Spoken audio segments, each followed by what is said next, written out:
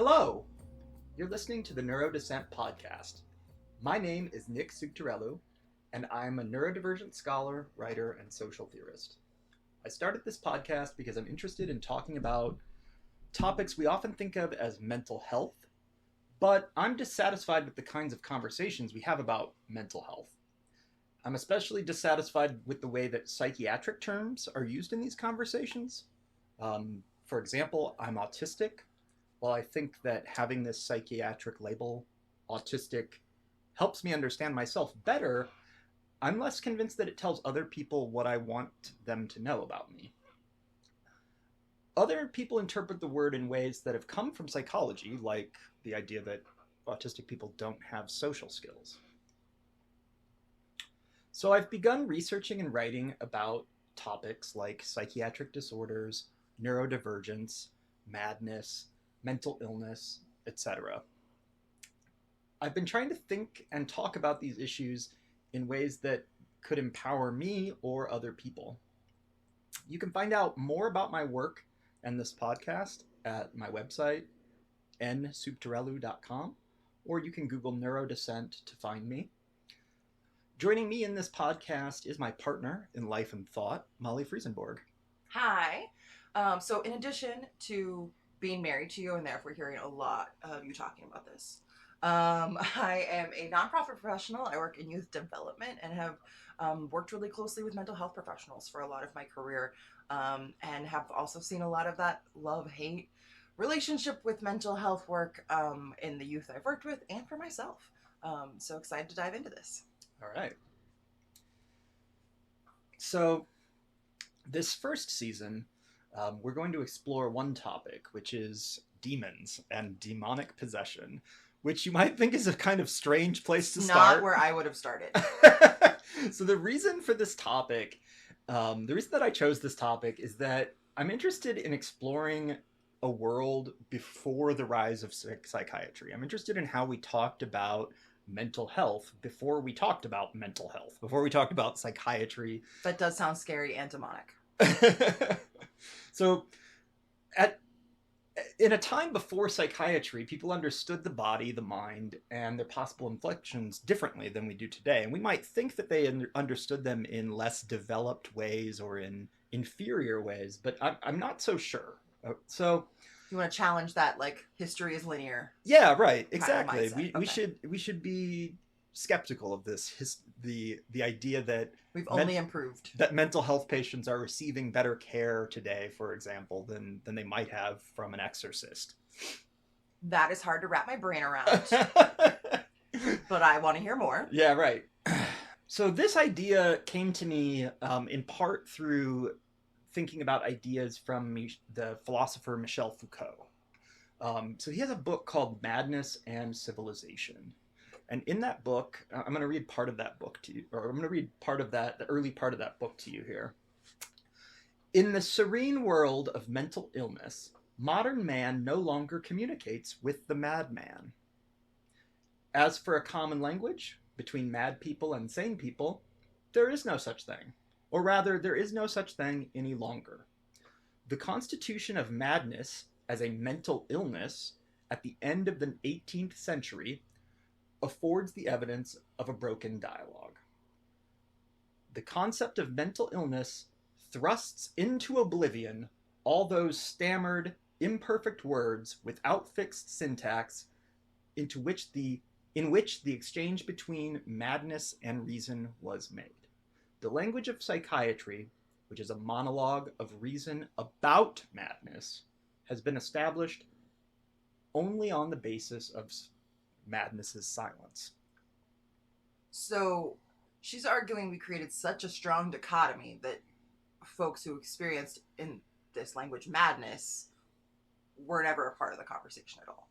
They were just thrust out of it, and it's only folks who supposedly aren't mad monologuing on it. Is that what I'm supposed within to get psychiatry? Out of there? Foucault is trying to tell us that when we came up with the notion of mental illness and psychiatry, suddenly we no longer listened to the ideas that came out of the mouths of mad people. We simply treated them as nonsense. And when it's worth talking about this word madness a little bit, because madness is a term that we don't really use anymore, but it was a general term for some kind of mental health problem, maybe delusions in particular, before the rise of psychiatry. And so the reason that the reason that Foucault uses it, and the reason that I'm also going to use it, is that it's a term that we can use that doesn't rely on psychiatric language.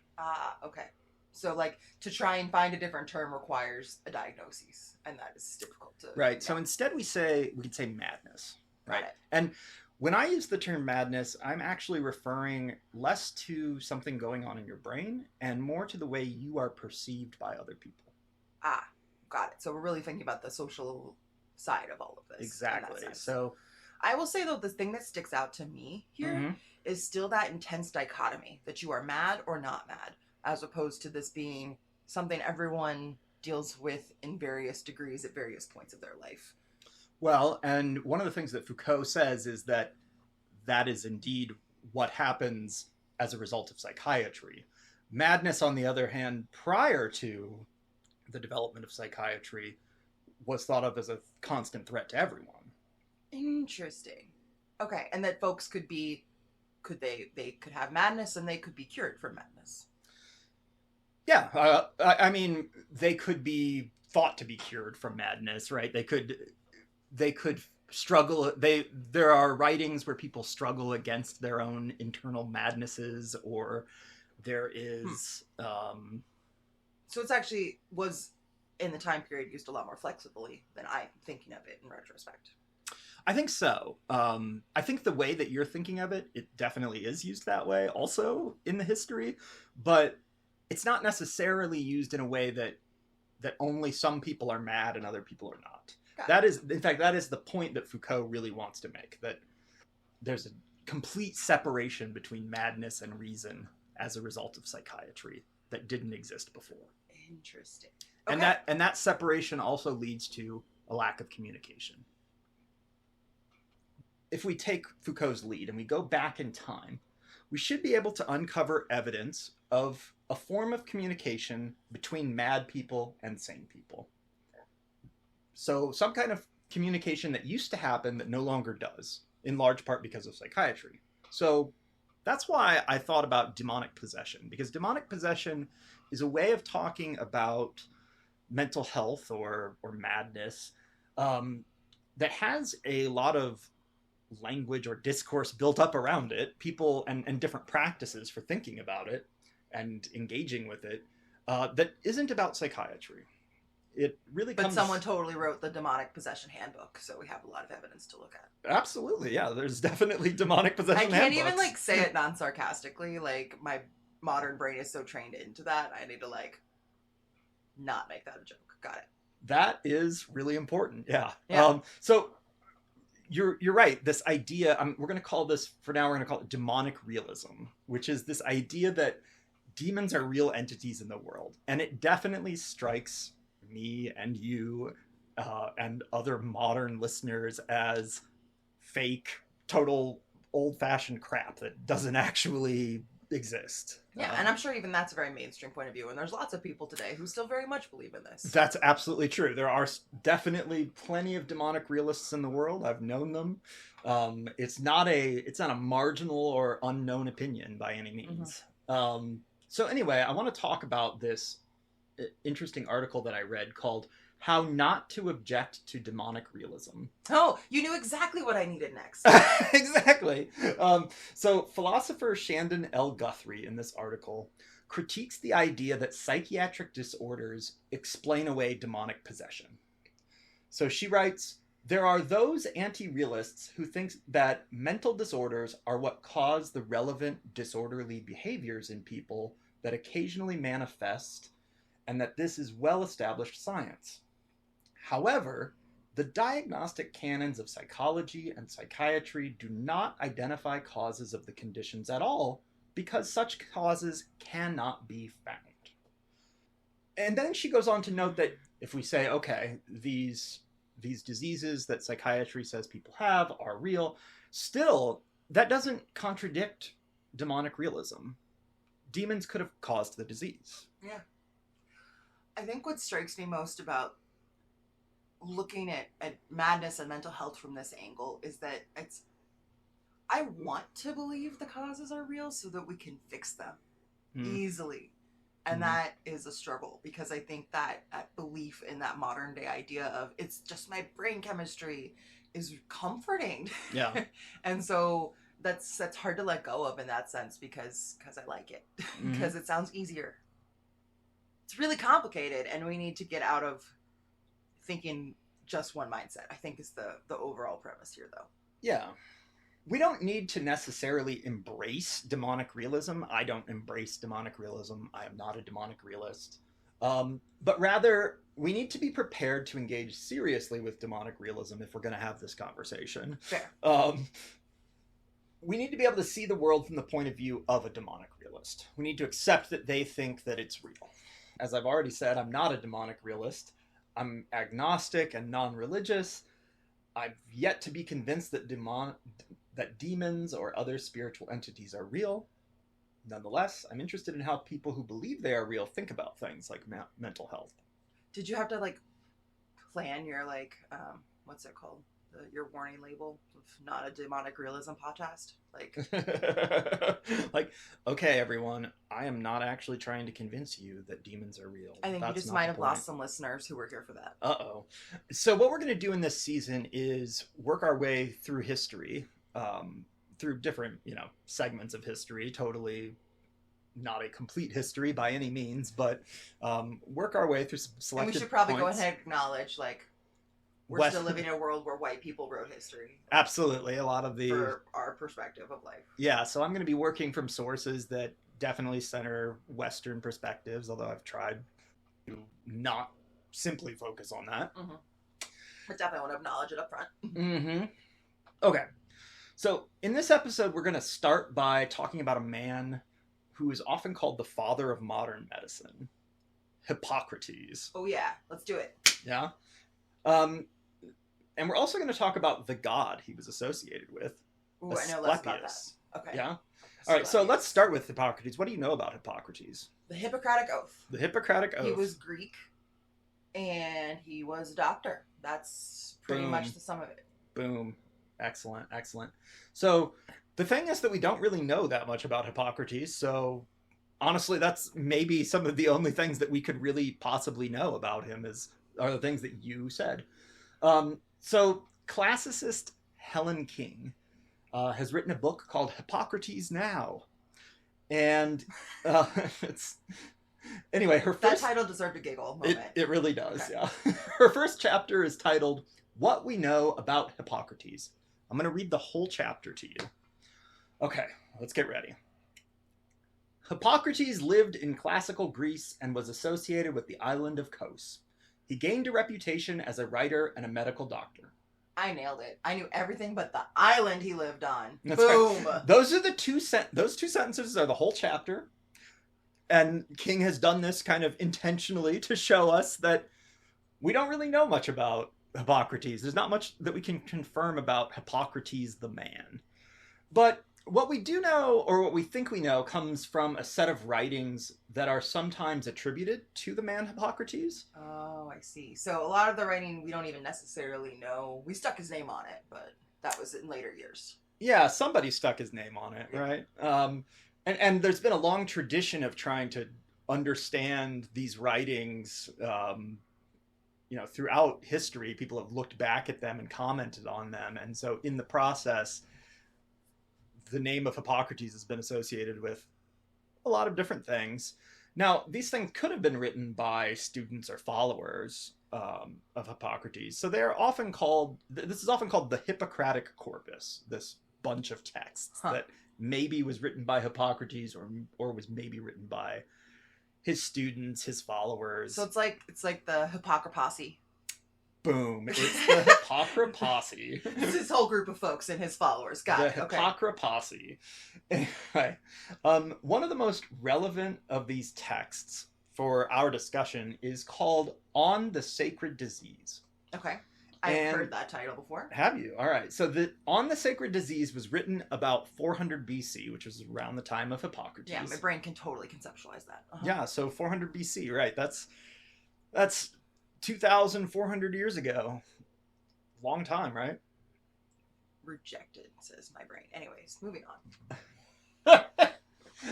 So the author is unknown, but it is a text. Part of the Hippocraposse. But it's, perhaps the Hippocraposse. And it's strongly associated with the Hippocratic medical viewpoint that the origins and treatments of disease should be found in the workings of the body. As opposed to... the workings of the gods. Okay.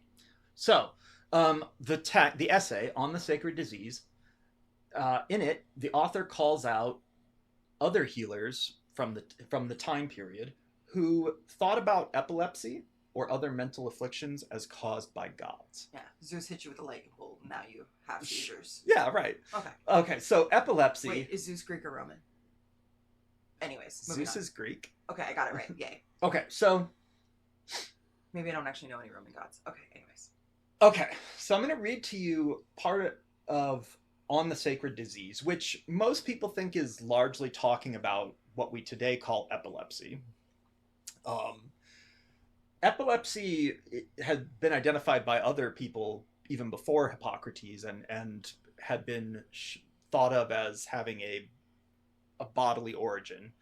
Yet, still, people persisted in believing, of course, that... just in case folks don't know, generally we're talking about like a seizure disorder. Is that right? Yeah. Okay. And we'll see what that... Hippocrates will talk about the symptoms in the text, so I'll read that to you. So, they who first referred this malady to the gods appear to me to have been just such persons as the conjurers, purificators, mountebanks, and charlatans now are, who give themselves out for being excessively religious and as knowing more than other people. Such persons, then, using the divinity as a pretext and screen of their own inability to afford any assistance, have given out that the disease is sacred. Damn, Hippocraposse throws some shade. Yeah, that's some real shade. He's saying, other people who say that this is divinely caused are just saying that because they can't do anything about it. They don't know what they're talking about. Okay, so did the Hippocraposse have anything to do about it, though? What do you mean? The sacred disease. Could they treat it? That's less clear. Okay. I'm not sure.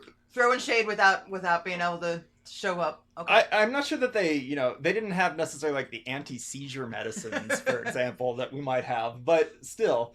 At least they weren't saying you were damned by the gods. Well, we'll get to some ways in which it might be helpful to not approach this as a divine disease, right? At least they're going to argue that that's got to come with a lot of social weight back in those days. Exactly. Zeus hates you. Exactly.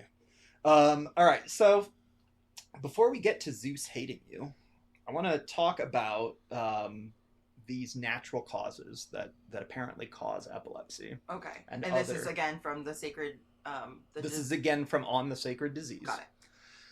Okay, so I'm reading now. And the disease called the sacred arises from causes as the others, namely those things which enter and quit the body, such as cold, the sun, and the winds, which are ever changing and are never at rest. And these things are divine, so that there is no necessity for making a distinction and holding this disease to be more divine than the others, but all are divine and all human. Okay, I got it. So there was no lightning bolt. There's just all the regular things in the world that make people sick. Exactly. And that all was created by God, so everything's divine. But, stop it with your, yeah. Got it. I mean, we can see it as divine. But this disease ain't special. Right, exactly. I think that the Hippocraposse really does want to treat everything I love that you jumped on that name. Yeah, right. That they want to treat it as divine in the sense that they believe in the body's ability to regenerate and all of this, and they see that in a way that's connected to the god Asclepius potentially, but they reject the idea that gods are punishing people, that's why they have these diseases.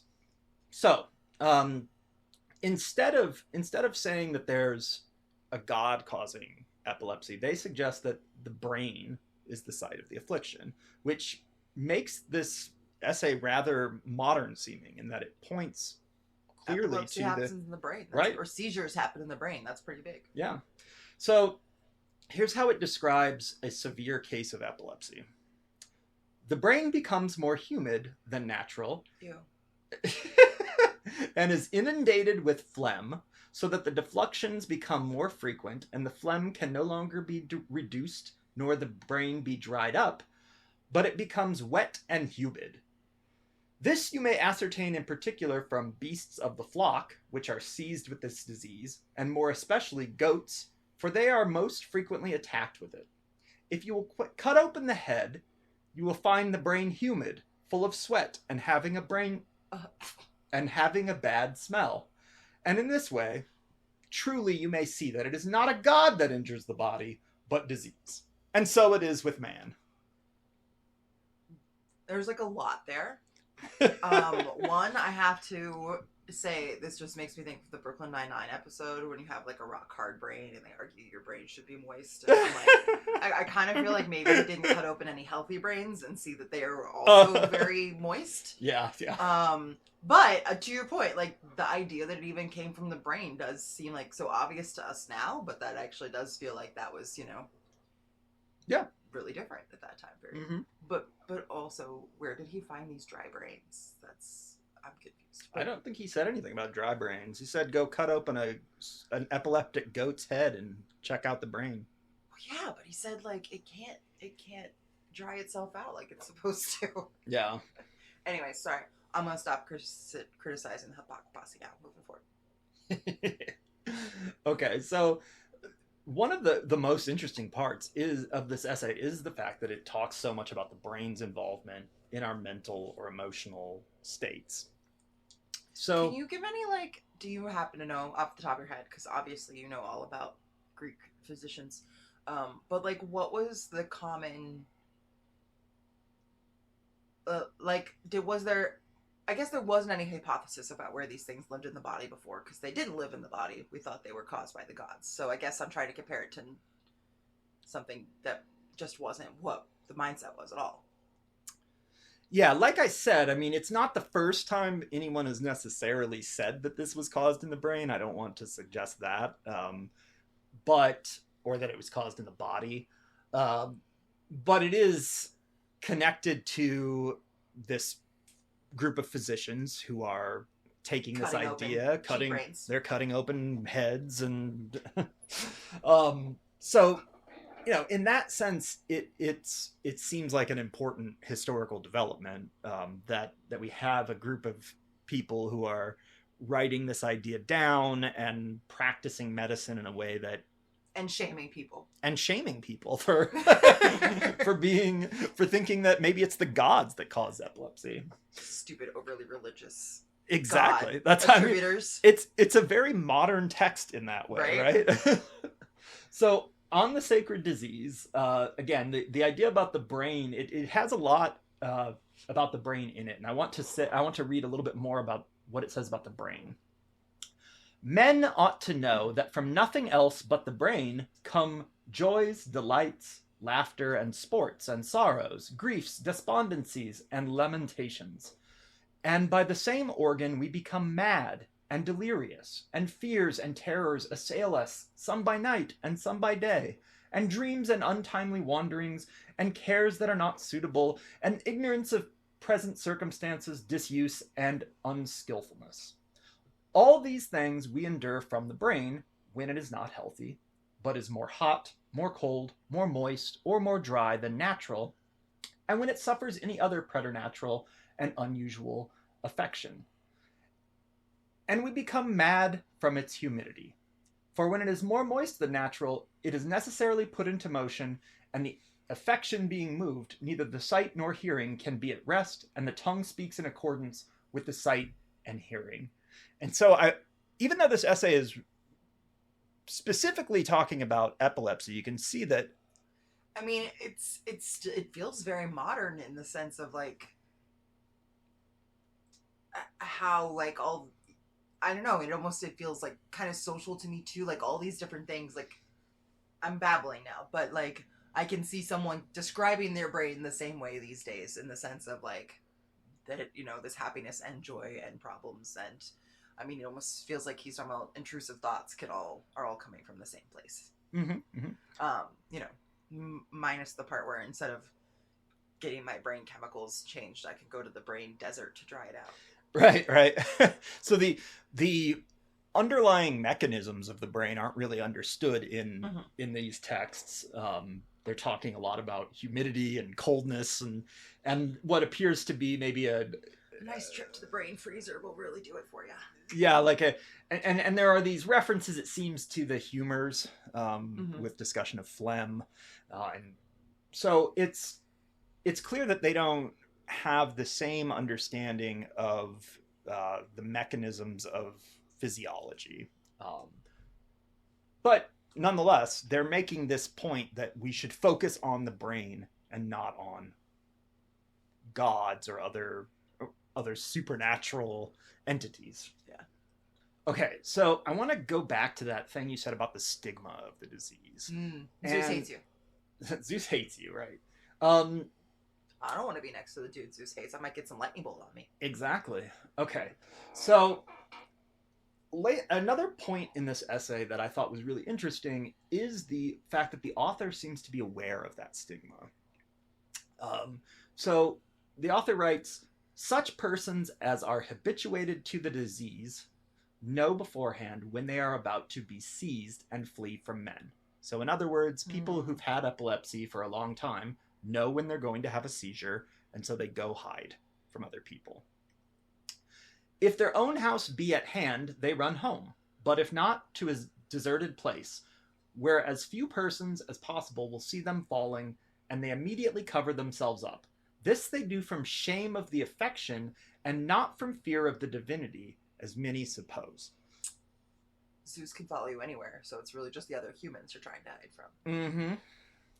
This is really interesting because it suggests that the author of On the Sacred Disease is really listening to epileptic patients and is having a conversation with them about, what it is that they're experiencing, which we might say kind of contradicts the whole point of this season, and this idea that I was bringing forth by Foucault, that 2,400 years ago, the Hippocraposse listened. They said we should pay attention to the brain, and they were listening. Still, I think before we get too excited about that, we need to still understand the Hippocraposse's connection. It doesn't just roll off to the gods. It doesn't just roll off the tongue, no. But the Hippocraposse's connection to the gods, what is it? So I want to talk about Asclepius, the god of healing. And what I want to start with is this little symbol right here. Obviously, people who are listening can't hear it, or they can't see it, but do you see this snake wrapped around a staff here? Okay. Do you know what that is? Have you seen that before? Snake on a staff, no. You've never seen that on medical stuff? Particularly put over a little blue asterisk-y symbol, it feels familiar in terms of like what modern logos for healthcare look like, but I've never noticed it that specifically, at least. Okay, well, this staff with the snake wrapped around it is the rod of Asclepius. Okay. Which is really interesting because, as you said, it continues to be used by modern medical institutions to mark themselves as healers. Interesting. And so, anyway, Asclepius is a god of healing. And there were many healing gods in classical Greek and Roman times, but Asclepius was by far the most popular. And his popularity or his influence remains, as you can see from this symbol that continues to pop up, that we don't really know what it is, but that's what it is. It is borrowed from the Asclepius, the cult of Asclepius. So anyway, Asclepius is mentioned by Homer in the Iliad and Odyssey. And so he's existed in the collective mindset prior to Hippocrates, but he becomes even more important later. He was widely seen as an effective healer for many centuries. from before Hippocrates, and then even for centuries after Jesus Christ was born and died. I like that. We keep the healing god and got rid of the rest, but he kept going longer because we really liked him. So there are at least two group of people that are associated with Asclepius. Let me guess. One of them is the Hippocraposse. One of them is the Hippocraposse. So the physicians that are part of the Hippocratic tradition, they see themselves as followers of Asclepius. And you mentioned the Hippocratic Oath. The early versions of the Hippocratic Oath are given to Apollo and Asclepius and other gods. That makes sense. And then... So you're actually telling me like all modern doctors are kind of part of the Hippocraposse. Yeah, kind of. He wasn't on board with that, listeners. He wasn't. So who are the other people? The other people are the priests who are working at temples called Asclepiads. So there are temples built for people to come to and receive healing, where these priests work. And they are also physicians or physicians in training. They give medical care to people, but they work in these temples. The Hippocratic physicians may go to the temples. I don't know, but they also made house calls and maybe worked for the public dime and things like that. So I want to talk about these Asclepiads. These are the sanctuaries, the Asclepiad sanctuaries. So they were prominent in the time of Hippocrates, and then they continued to be important long after that. I want to read you a description of one of them by a historian named Alex Villas-Boas. And he describes them in this way. The Asclepiad sanctuaries were a huge complex of buildings that contained, in addition to the Temple of Prayers, spas for medicinal baths, an amphitheater, a library, a guest house, and a gym for physical exercise. The largest one was Epidaurus, which is an amphitheater with a capacity for 14,000 spectators and a monumental sports complex able to host what became known as the Asclepian Games of Epidaurus every 4 years. The temple administration had a sophisticated economy with enough resources to create and maintain itself, generated mainly by donations for those who had been cured. So I immediately, of course, was trying to fit this into my modern understanding and comparison of places. Mm-hmm. And so at first when you're like, oh, you go here to get healed, I'm thinking this is like the modern day institutions where you might check in for a few days. And I'm like, oh no, this sounds so much nicer. It's like a spa, but also with sports.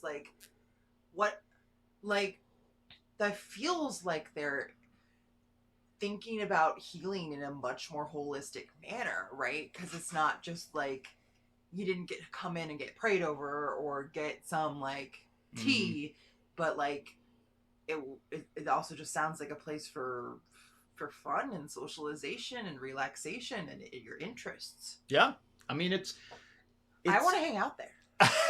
Yeah, I agree. They sound except pretty for amazing. not the sports part. That's stupid. So that's just me. Let's talk a little bit about what happened inside of the sanctuaries in terms of the healing. So, a scholar of religion named Olympia Panagiotido argues that the priests in the sanctuaries utilized what we would call placebo effects to great ends. So she describes what you might experience if you went to one of these. So I'll read this to you. The anatomical votive offerings displayed in the sanctuaries indicated that the god had the power to cure the inflicted bodily parts, and he has done that many times in the past. Spending some time in the sanctuaries, patients would have socialized themselves with other patients sharing common fears and hopes in the Asclepius healing powers. In addition, they would have received instructions to purify themselves, taking baths, performing libations, and offering sacrifices to the god. Sounds like group therapy plus spa time. Yeah, there does seem to be a group dynamic to it for sure. So I'll continue reading from Olympia Panagiotido. When the night fell, they were to be ready to get into the abaton, where they would stay overnight. There they entered alone, without their companion, and stayed in the darkness alone, or stayed in the darkness along with other patients. They were to lie on pallets and remain silent and still, waiting for Asclepius to appear in their sleep. They expected that the divine healer would perform an immediate treatment, or that he would give them prescriptions which they should follow when they woke up in order to gain recovery. So, I was trying to come up with something interesting to say about the sleep healing. I got nothing. Well, I'll keep. Let me keep telling you about this sleep healing. So, another article, this one by Melanie White, which is titled "Connections Between Sleep and Medicine in Ancient Greece." Okay. This article discusses the way that the Asclepiad priests used sleep as a healing tool. White suggests that before the patients went to sleep, the priests gave them a drug of some kind. And it seems maybe this was an opiate, because there are decorative poppies in the sleeping area. So Melanie White then describes that the supplicant or the patient would dream in his induced sleep that the god has come to him and described his treatment. The priest would then interpret the findings of the dream to perform a surgery if necessary, keeping the patient in a state between sleep and waking while he worked. So minus the surgery part, which creeps me out a little bit, but it's honestly the first thing I thought of is a friend who did a what's it called? Ayahuasca retreat? Well, that would work, but I was also thinking the microdosing. Yeah.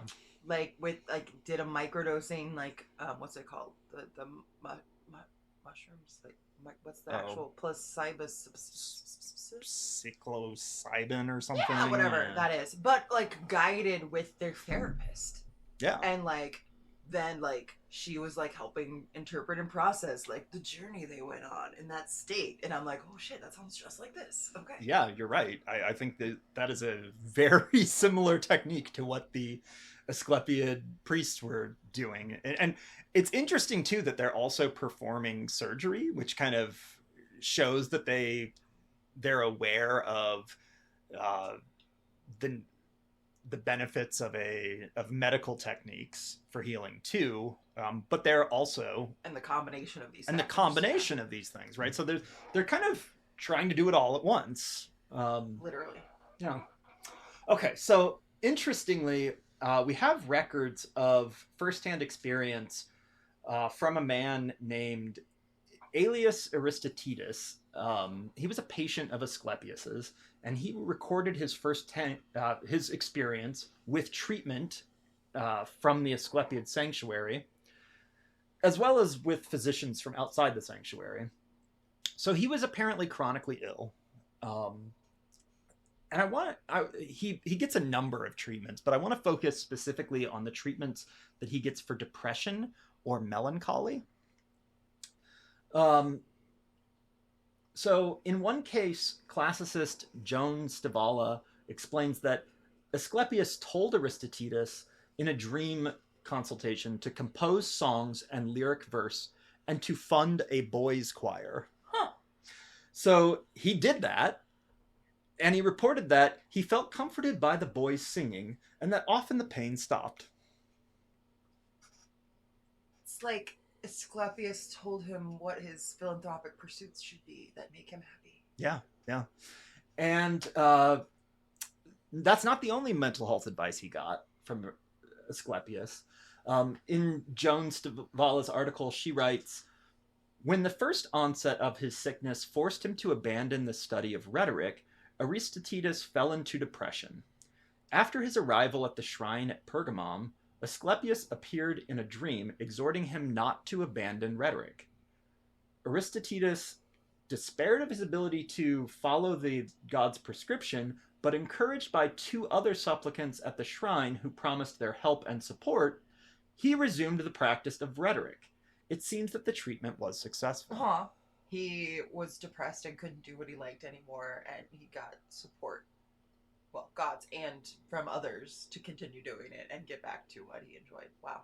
Exactly. It's pretty great. Yeah, I mean, And it's all cloaked in a sort of healing ritual that he would have perhaps believed in a sort of realist sense. He might have Yeah. believed. Which speaks to that they relied on the placebo effect part of things too, from what you were saying. Which, like, I swear there's been some times where I'm like, oh my God, please give me a placebo. Like, I don't care as long as I feel better. Yeah, yeah. I mean, being modern isn't really all it's cracked up to be. No. The other thing that really stands out in both of those stories to me gets back to what we were saying at the beginning of like, of this idea that it's not that dichotomy that I associate modernly with madness, and the idea that madness gets you set off and away from the public. But these are folks who got back to being active society members and like doing their work, and so very much like not that dichotomy, but that you can have that hard time, be healed, and get back to it. Like, potentially. I mean, I don't know. Obviously, I'm extrapolating and making stuff up about 25,000 years ago, but 2,500. 100. Yeah, sorry, I meant that 100. But like that, in some ways, to me, almost sounded like indicating like a kind of a lack of stigma of going to these places, in the sense of like their ability to get back to work and start a crier and keep writing about rhetoric. I think it opens up the possibility to have conversations about mental health, like Aristides is having in the, after he's gone through this this induced sleep. He's had his opiates, he's dreamt about Asclepius, and now they're all sitting around talking about what he should do to heal, and they're talking about his struggles with depression. Yeah. It's pretty cool. Mm-hmm. I mean, another part of my brain is like, I hope those priests controlled those opiates. Did they have an opioid crisis in Greece? But we'll save that for someone else's podcast. To my knowledge, they did not, but or they did not have a problem with that, but maybe. Okay. So one of the big questions that I have is, what is the connection between the Asclepiad sanctuaries and the Hippocratic physicians? Are they, completely separate things? And it seems as though they can't possibly be completely separate. There seems to be an exchange of knowledge and other possible cooperation between these two entities. And I think it's quite possible that Hippocratic physicians would have recommended treatments at the Asclepiad sanctuaries for some cases where their medical craft was of little use. And I would suspect that a great deal of those cases were actually mental health cases, where they were not able to, for example, cut off your bunion or whatever and thus heal you. Their observations of the body would have had rather limited effect on treatments of depression. So I almost hear you suggesting that this was in some ways replicating the current, like, what we expect divide around mental health professionals and like non-mental health physicians who are treating your more specific bodily ailments. Like, it almost had that kind of like, not negative divide, but like duology of like multiple ways of treating. Like, I babbled a little there, but like I think what makes sense to think about here is that the Asclepiad sanctuary would have just offered a whole different kind of treatment than a Hippocratic physician who shows up at your house and, gives you a prescription and then leaves would have. You would have been going to this sanctuary and staying there potentially and having all kinds of healing rituals and maybe involving yourself in sport and talking to other people. So there's all kinds of possible benefits that can come out of that. So it makes sense that the Hippocratic physicians would potentially say, I'm making house calls around this area. I don't have time to sit with you and think about your problems in life, but that's exactly what goes on in these sanctuaries. So go there. Interesting. Yeah. To move back to this connection between them, it's also clear that the priests are trained to some extent in medicine and that they are also being influenced. Yeah, right. They're being influenced by the Hippocratic physicians. So there's a sort of bi-directional connection going on. So let's return to Michel Foucault's claim that in the serene world of mental illness, modern man no longer communicates with the madman. So like I said, Foucault argues that we once had a common language between mad people and sane people, or between the mentally unhealthy and the mentally healthy, or however we want to draw this line. This language existed, or this communication existed, even if it was imperfect. There was still an attempt to try to understand. So the willingness to listen to the mad person could be something that's very key. And it might have been that the sense of wonder that people approached mental illness with was a key factor in that. So the rise of mental illness, the rise of the idea that this is a disease in the brain, may have eroded that sense of wonder and may have led us to be less willing to listen carefully to what mad people are saying and experiencing. And so when you say a sense of wonder, that's almost where the God part comes into it, right? Like if we think about this as being connected to Asclepius. Asclepius, thank you. I was like Asclepius, that's not right. Asclepius and divine healing areas and all of that like has a very different social connotation than you are broken. Right. Yeah. Huh. Interesting. No, I think so. So I think we've already kind of covered some of the points that I want to make about what Foucault would see in this story. To my knowledge, Foucault doesn't ever talk about ancient Greece. He's more interested in the Renaissance. Foucault and the Hippocraposse totally should have connected. I mean, I'm sure he's aware of them, or he was aware of them, but I don't know that he ever did any close study of them. So I think it's I think this dream therapy that we see in the Asclepiad sanctuaries provides an example of how the mad person's perspective is taken seriously inside of what we might call this supernatural ritual. In particular, the mad person, or the person whom we might potentially call mad, has a dream, and then they're the ones that are in charge of telling the priest about the dream, and the priests have to listen, and other people are also potentially involved in interpreting and listening to the dream. Wow, but it centers them as right. as the authority what's the conduit for the godly word, and like and the authority on themselves. Like that's really, really powerful feeling. It is powerful feeling in that way. As opposed to us acting upon you, you know? Like, yeah. And yet still, I mean, I began this discussion with on the sacred disease. So we have this other side of things, though, that also is present, even 2,400 years ago, which is this idea that this sense of wonder is potentially damaging, right? This idea that if we think about gods as being involved in our health, then we are potentially setting up a situation where people are going to be blamed for their mental health and for example, for their epileptic seizures. So it's a complicated issue, I think. Yeah.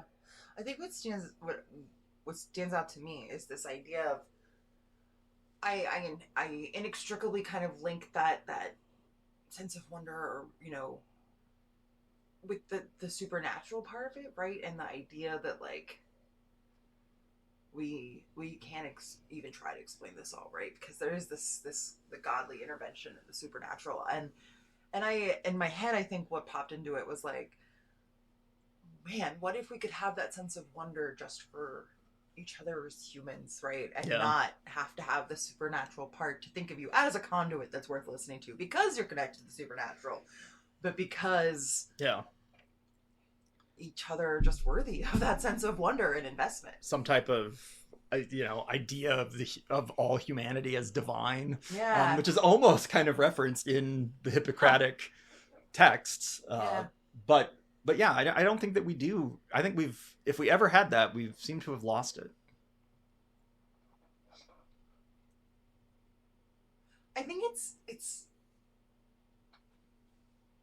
it's a very different way of thinking about what I think I've often thought about, of like in my work in nonprofit and human services, like just deeply recognizing the humanity of everyone and being curious and wanting to pull that out of people. That sounds like we're going back to surgery, but wanting to or like exorcism. create a space where people can share those things about themselves and like invest in people deeply. That's what I really enjoy about my work, and like that almost feels like it is that same kind of sense of like having each. Anyways, I'm babbling now. That's what I get from these descriptions and stories for sure. All right, so that is the story of Hippocrates and Asclepius, at least the story I'm going to tell about them. And so we're going to wrap up this episode. I'm going to invite you to check out my website, nsubtirelu.com, or search for neurodissent on Google. All right, so... And I hope you go out in the world with a sense of wonder about your fellow human beings. Yeah, right. Next episode, we will carry on our explanation of Foucault's ideas and the history of demons. In particular, we're going to discuss Asclepius's biggest competitor for healing God, Jesus Christ. It's not a sentence I ever thought I'd hear. Yeah, so this will be really interesting as we will explore healing God. All right, I'm interested. Let's do the next one. All right. All right. So anyway, one last thing I want to say is that all of the references that I've used for this episode and for most of my scholarship are open access, and you can go onto my website and find references and go read all of this stuff yourself if you'd like. I would not like, but thank you for doing that so I don't have to. All right. Till next time. Enjoy your sense of wonder. Enjoy your sense of wonder.